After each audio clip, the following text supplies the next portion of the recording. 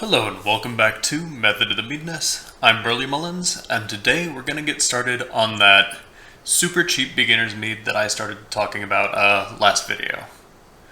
Let's get to it.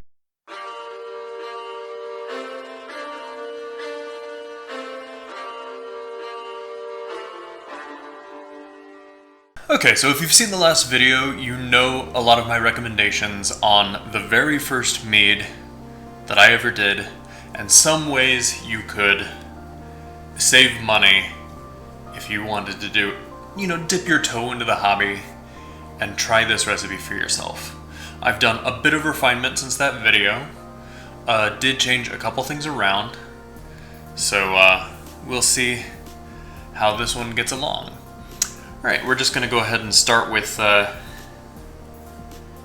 I did specifically choose Montrachet yeast for this, which is a wine yeast. You can use ale yeast, no problem. It is, more specifically geared to fermenting like maltose, malted sugars from barley, wheat, grain sources. But it'll do the trick. You can use beer yeast for this just fine. The one that you just want to, if you can, stay away from is baker's yeast. So, what I'm going to do is dump out a little more than half the water in this, because we do need the headspace to be able to get the honey to mix in. You'll see why in a second. Seems pretty wasteful, but this is just standard drinking water.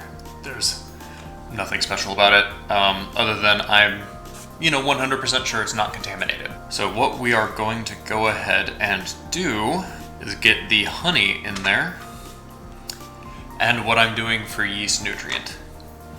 Oh, just note, I am using actual sanitizer. I'm using SanaClean this time, instead of using the vinegar and water mixture. I just happen to have this on hand. It's really handy. There's nothing wrong with using certain substitutes, as long as they're food safe, but it's just what I have handy. Okay. So, as we add the honey, note that Montrachet honey has an alcohol tolerance of around 13%, give or take. This will always be a bit fudged in either direction.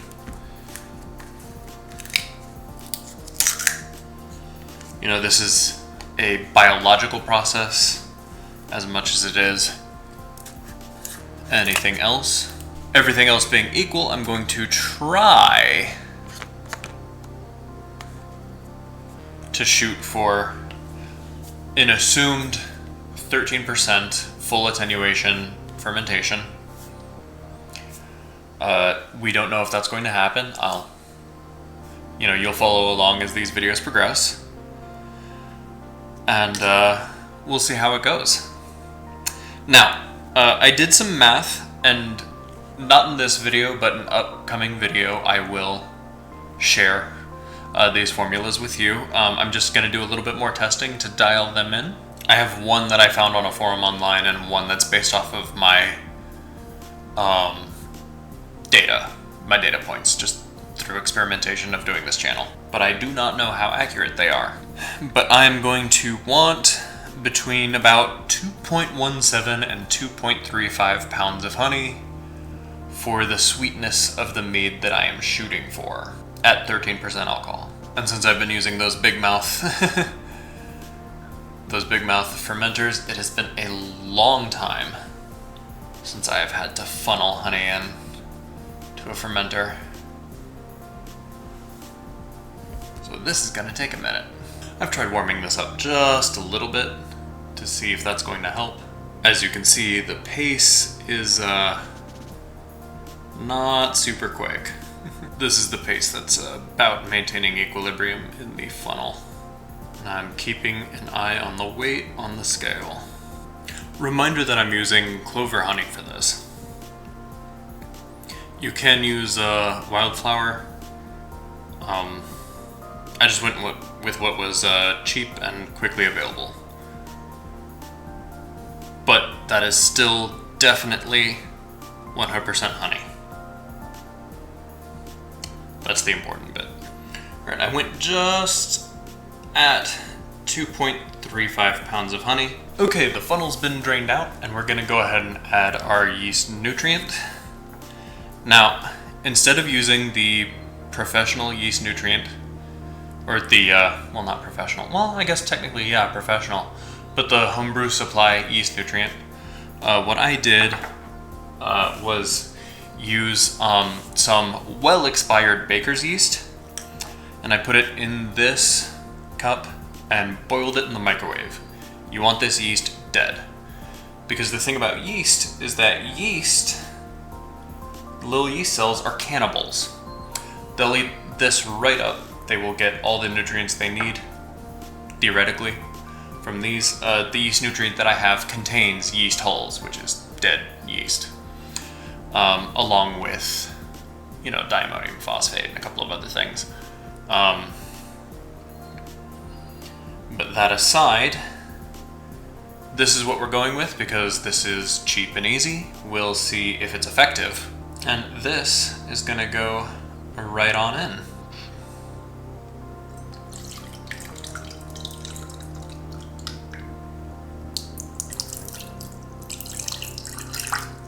Still a little bit in the bowl and I want it all. Cannot skimp on your nutrients. You want your yeast to grow up big and strong. Okay, having added that in, we are done with the scale.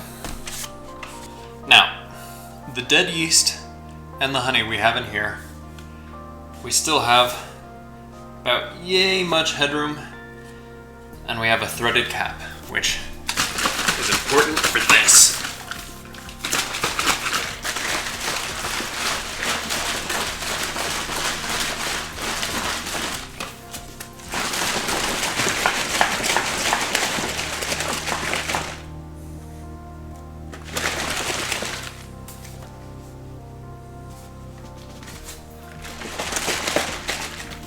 One, you want to get the honey nice and incorporated. And two, you want to get as much oxygen in there at this stage as you can get. Yeast, during its propagation stage, loves oxygen. Later on, as it starts, really, it finishes dividing and starts eating, fermentation becomes an anaerobic process after about 48 hours or so. During those first 48, you want to, stir it up a little bit, shake it around. This is all give or take,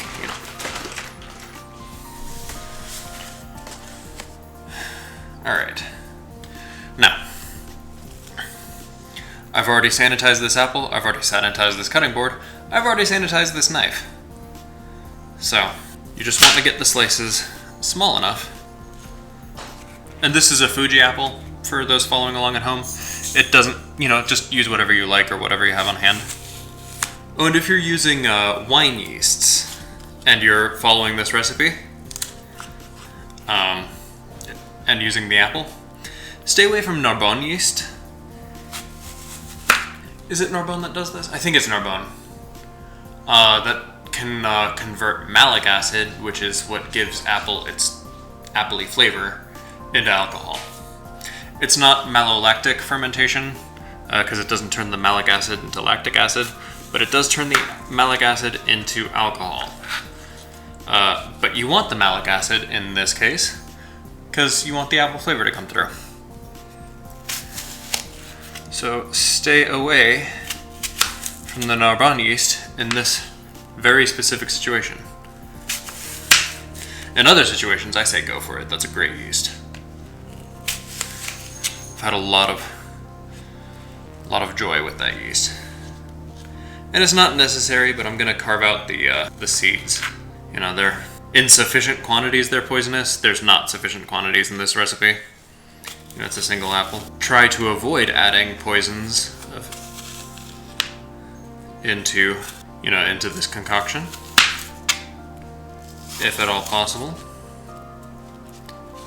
Since alcohol itself is a mild poison, but But humans have been ingesting mild poisons for a very long time. Mild poisons for fun and profit. Humanity. And of course it goes without saying, do this with clean hands, very clean hands. Sanitation is the name of the game. You want to avoid cross-contamination. And if you're unsure about your sanitation practices, or if you're gonna use the vinegar thing and you're not sure about it, go with a more aggressive yeast that can beat up other microbes, like EC1118 or something like that. Okay, now that the apples are sliced up, I'm gonna go ahead and just dunk them in their hole. Really, you're just gonna get some osmotic effect of the flavor on this and some tannins from the skin. You know, it's not going to be an apple forward mead. The apple is going to be there. It's going to be present, but it's not going to be like super dominant. Which I like. I like some subtlety in my meads. Your mileage may vary. Use more than one apple if you want. I'm not the boss of you. I'm also going to add a couple of allspice berries. One star anise,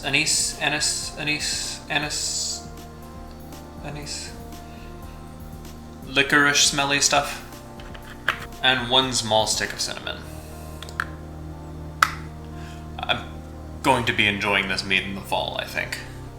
Hopefully enjoying. For flavor more than anything, I'm gonna add,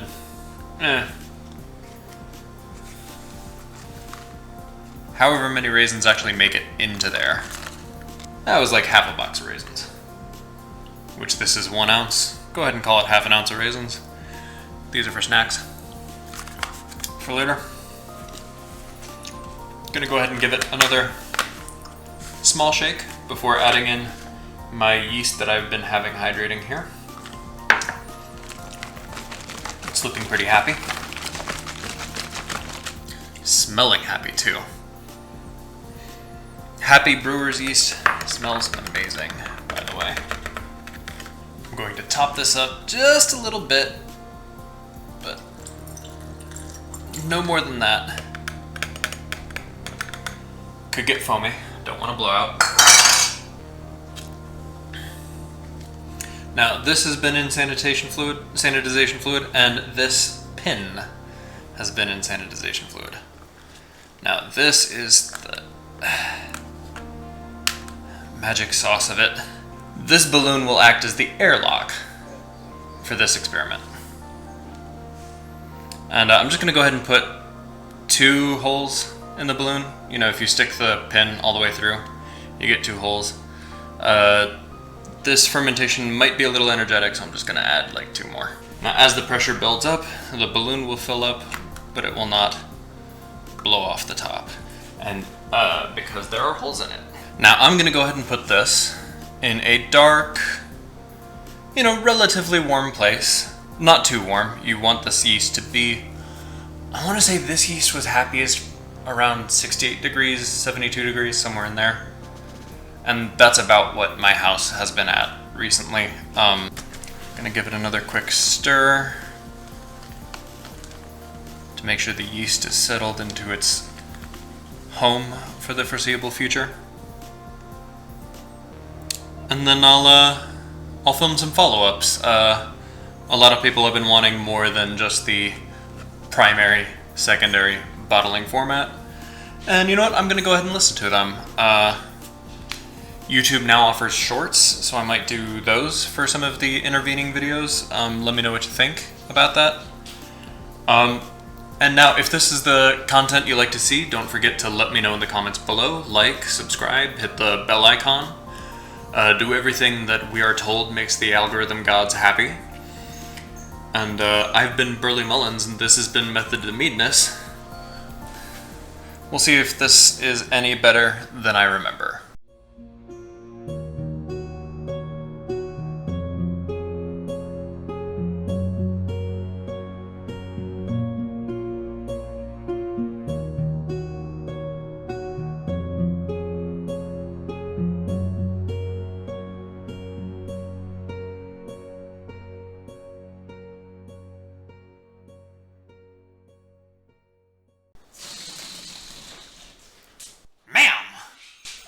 Scared the out of me.